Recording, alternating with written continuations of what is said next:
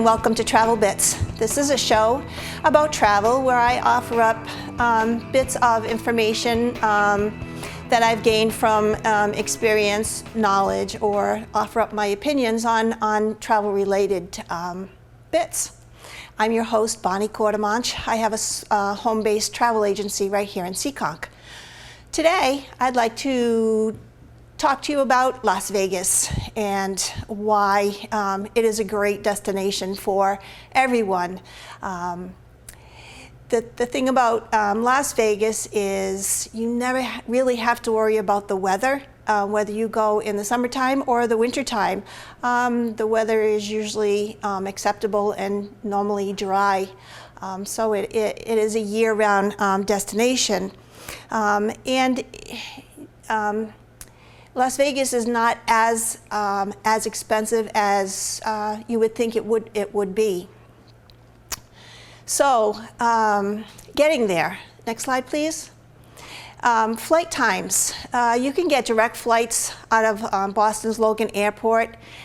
Direct flights will take about 6 hours to get there. If you are leaving out of Providence TF Green Airport, it would be anywhere from 8 to say 10 hours, depending on the length of your connections. Just about every airline flies there. Arriving in the Las Vegas airport is pretty cool because, I mean, you fly right over the Strip. You get your first glimpse of the Strip as you're landing right at the airport. The airport, as you get off your plane, the airport is your first visual and awesome sensation that you are in Vegas because you are already seeing slot machines and billboards and sights and sounds of entertainment that's going on in Vegas and what's happening, and it really amps up the excitement. When you get to the airport, there's you can arrange for a shuttle to pick you up and take you to your hotel or resort, wherever you're staying. Taxis are very easily accessible. Once you get to the airport, you would go to, actually it's door 10. You will see lines that will guide you to the taxis, and there is like the maze that you have to go through. Even if the lines seem very long, they do go really quick. If you are renting a car, you would hop on the bus to the car rental area. It's about a 10-minute drive from the airport, and just about every rental car agency is there. Once you're in Vegas, you can rent a car, but if you're staying just on the Las Vegas Strip, there is just no need for it. But if you're doing anything outside of the Strip, then yeah, I would recommend a car. If you're getting around just in Las Vegas, on Las Vegas Boulevard, there's plenty of ways to get around. There is a monorail that covers just about the entire Strip. You can get all-day passes on that. There is a bus that's called the Deuce that travels up and down Las Vegas Boulevard all day, all night, fairly inexpensive. And walking is always the best. They do have covered walkways. Some hotels have shuttles to the next to the neighboring hotel. Like when you stay at the Treasure Island, there is a shuttle that'll take you right over to the Mirage, which is right next door. We found that a few places. So yeah, walking it's a very flat surface, very wide sidewalk. So walking is safe and fairly easy. Las Vegas, to me, consists of 3 areas. You have your main Strip, which is what this picture is showing. That's Las Vegas Boulevard. That's the Strip. It goes from Mandalay Bay here at the front of your screen, and it ends at the Stratosphere at the other end of the Strip.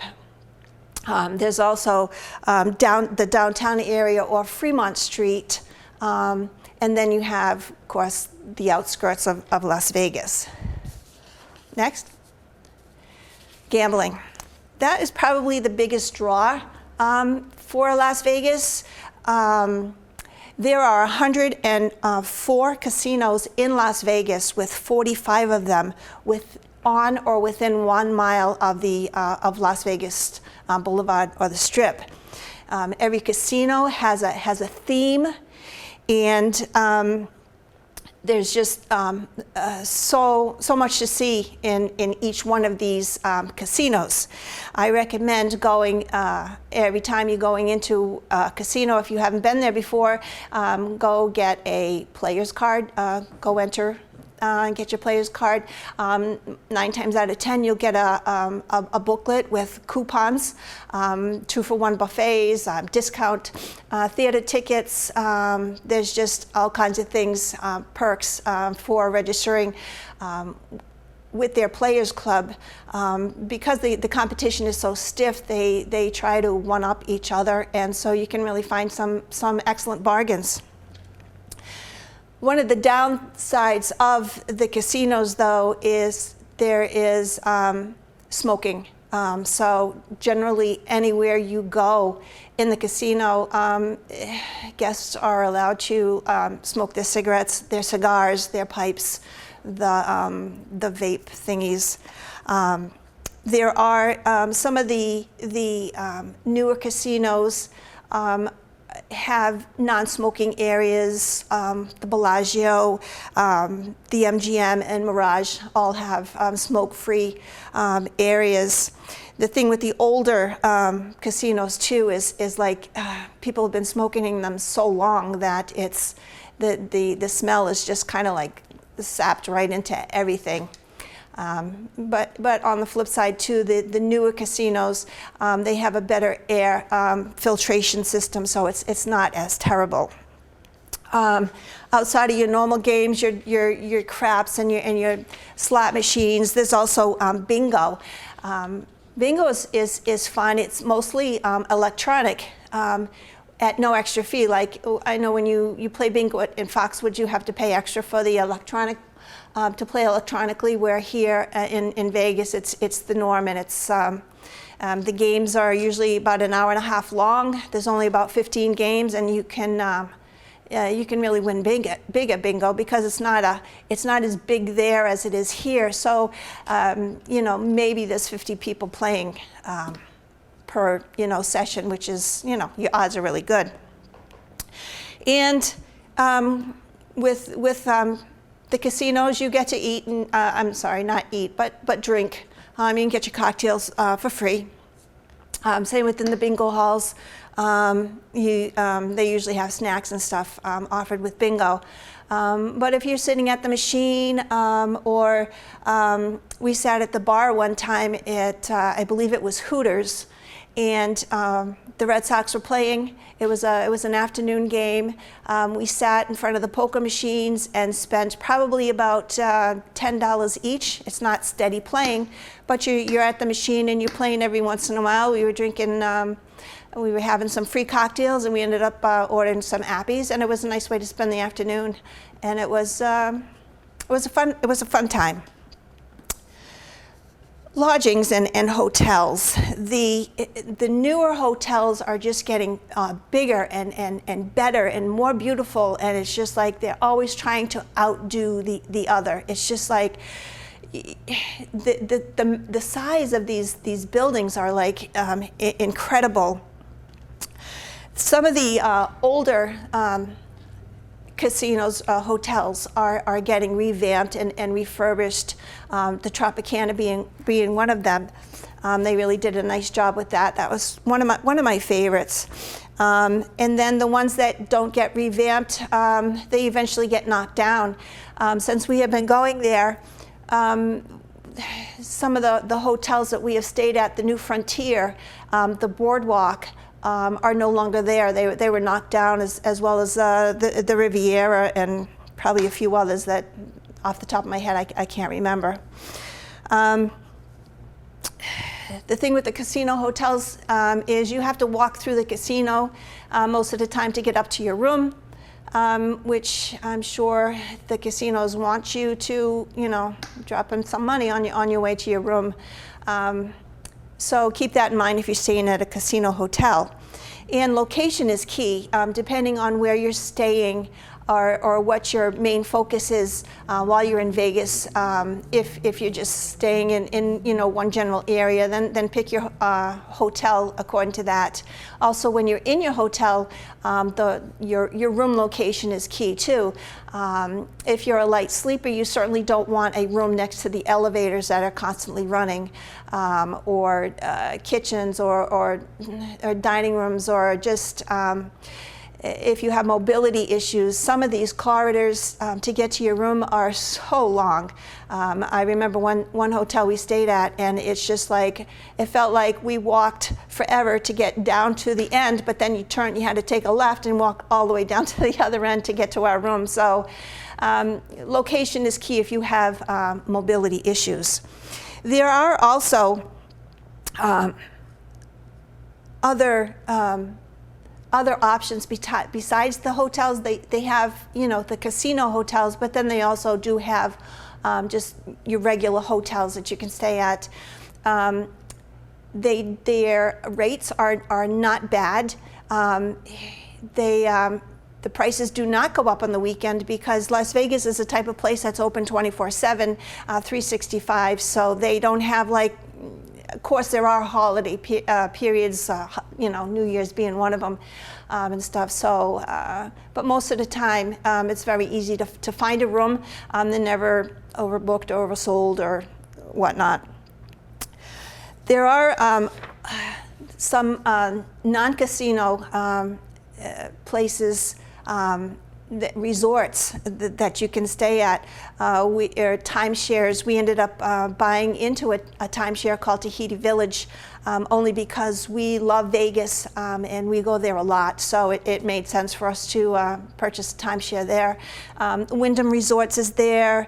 There are a few others, and also the thing with these timeshare places, in some of the casinos they have desks set up where if you can go to them and take a tour of the property, and in return you'll get free show tickets or dinner tickets or something like that. So if you're looking to save a little money and have some time and just want to check the places out, sometimes they do make it worth your while. As far as dining, oh my goodness, there's so many dining options there. You get your Top Chef sponsored restaurants, buffets. Vegas is known for the buffets. The Bellagio has a champagne brunch on the weekends. The Rio is one of my favorites. They have a carnival buffet, which, I mean, they have everything from soup to nuts. And then they also had just a seafood buffet, which was separate, and you know, the food options are crazy, and the pricing is not bad at all. There are, when you're with your Players Club, there are options for a lot of 2-for-1 buffets, which is a great opportunity to try a bunch of the different buffets. There are in all hotels that you stay at and stuff, there are coupons by the desk, so keep an eye on that when you're riding in the cabs. They have the little booklets, coupon books. Those are for you to take, so take one and go through it, and you can find some good restaurant discounts in there as well. Entertainment, again, Vegas shines as far as entertainment goes. There are places that you can go. There's Tickets for Less, where they have discount tickets for the day of the show. You can also go to the casino box office. Sometimes you get discounted tickets there. We went to grab tickets for the one of the Cirque du Soleil shows at the MGM. It was called KA, K-A, and I was surprised at the price for the tickets that we paid. compared to other times that we had gone and seen other shows. Besides the shows on in the casinos, there are play type shows, like we saw the Jersey Boys in Paris. That was a great show. All the comedians are all over the place. We've seen a ventriloquist show. We've seen a variety show. We've seen the show called The Mentalist at the Hard Rock. The guy was phenomenal. Some of the shows too they're normally considered free, but you do have to purchase a cocktail.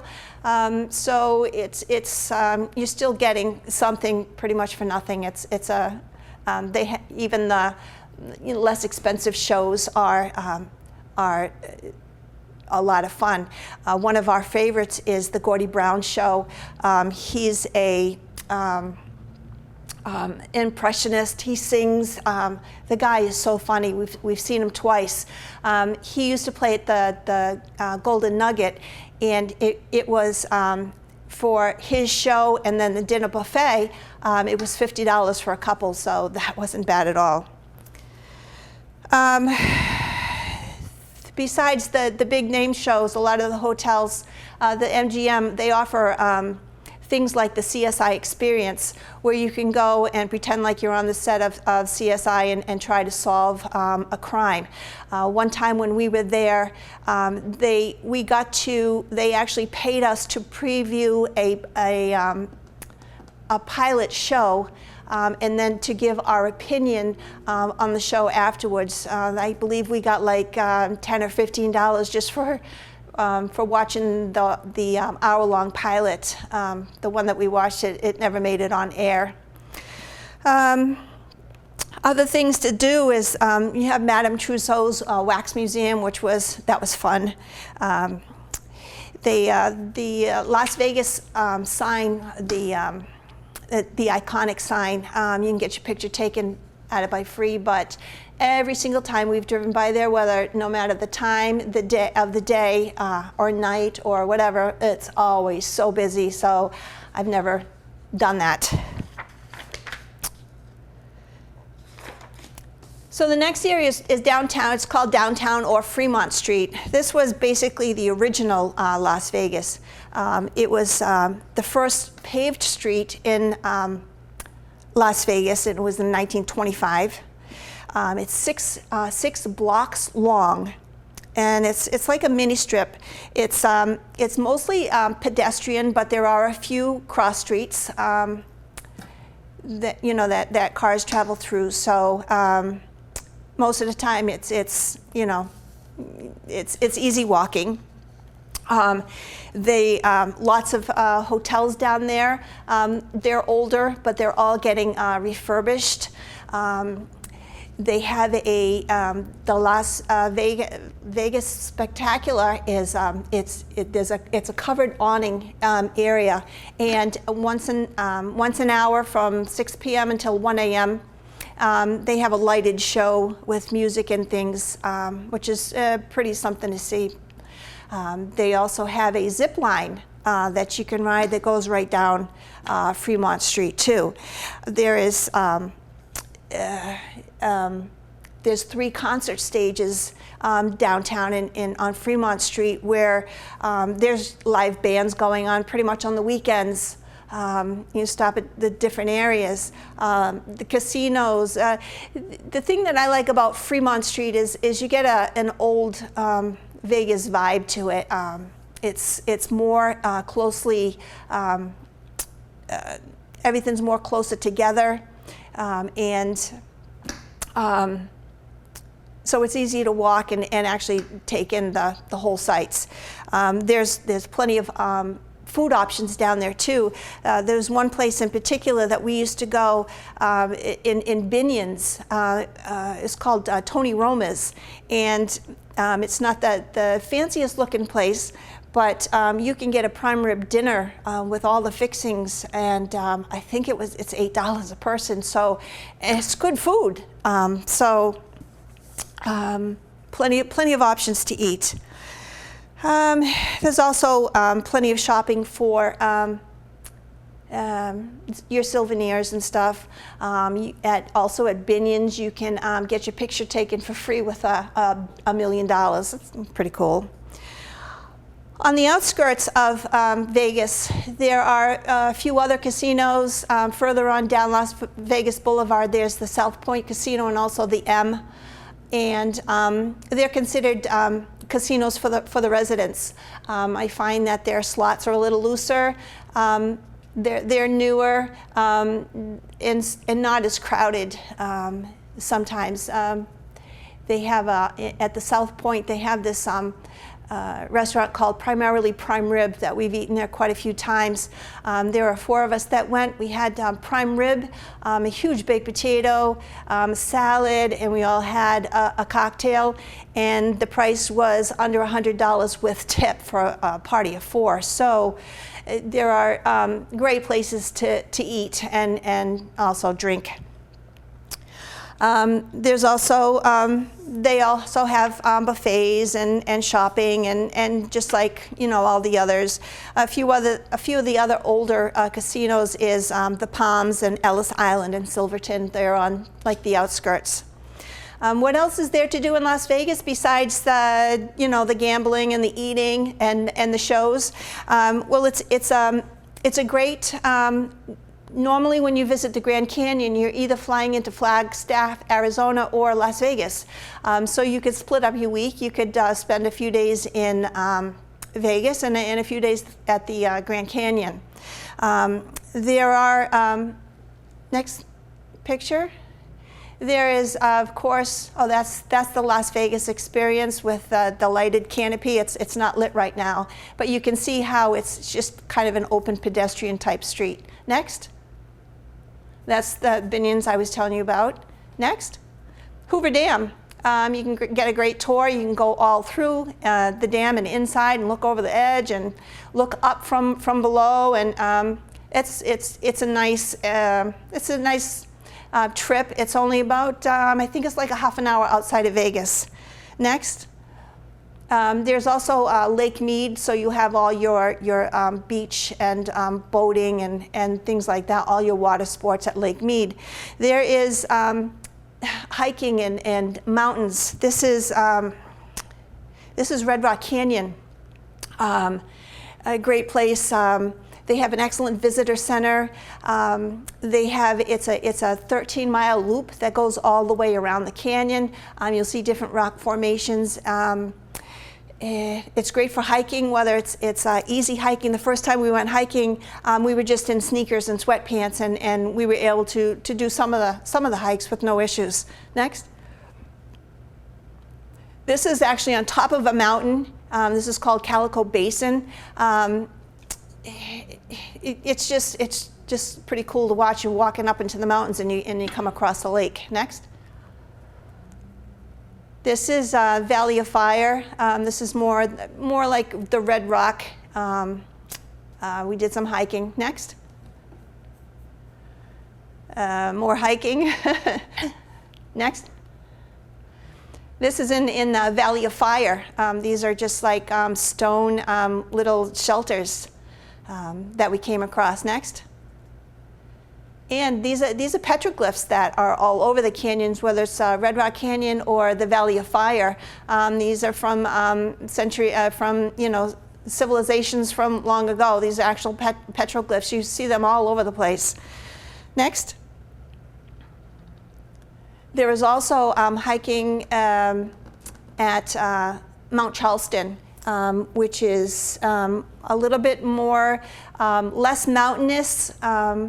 And more like, say, Mount Washington, where there's more trees and stuff. It's different from like the Valley of Fire and Red Rock Canyon. Next, I believe, yeah. See, this is probably more what we're used to. This is Mount Charleston. There's a place called Cathedral Rock up at the top. We haven't made it there yet, but maybe next time. So besides the hiking and stuff, there are dune buggies. There's all kinds of things that you can do in the desert. There is dune buggies and zip lining in the deserts. There is helicopter rides. My goodness, there's just so much to do. And if you decide Vegas is a destination for you to get married, the reason so many people get married there is because there is no residency requirements. There is no waiting period, require no blood test. Basically, you just go and get your marriage license. The marriage license is $77, and it's good for a year, so you have a year to get married. And there's all kinds of chapels. You can get married by Elvis. Any type of wedding, large, small, beautiful venues to get married in. They have over, it was like 120,000 weddings a year in Vegas, which, you know, averages out to about 300 a day. So a lot of people do plan on getting married in Las Vegas. So I hope that I've made you excited to want to go to Vegas. We've been going almost yearly for the past 15 years because we do love it. There is lots to see and do. It is a place that you can bring children. They did have for a while, they were trying to make it more family friendly. And I don't think it went over very well. But it is a place that you can bring kids, especially if you're staying at some of the resorts, you know, because they have the water parks and things right in the resort. So if you have any comments on this show, if you have any suggestions or ideas for future shows, please feel free to get in touch with me. You can contact me here through the studio, or you can find me on Facebook under Bonnie's Travel and get in touch with me there. It's been a lot of fun. I appreciate you watching my show, and come back and we'll see you again soon. Thank you.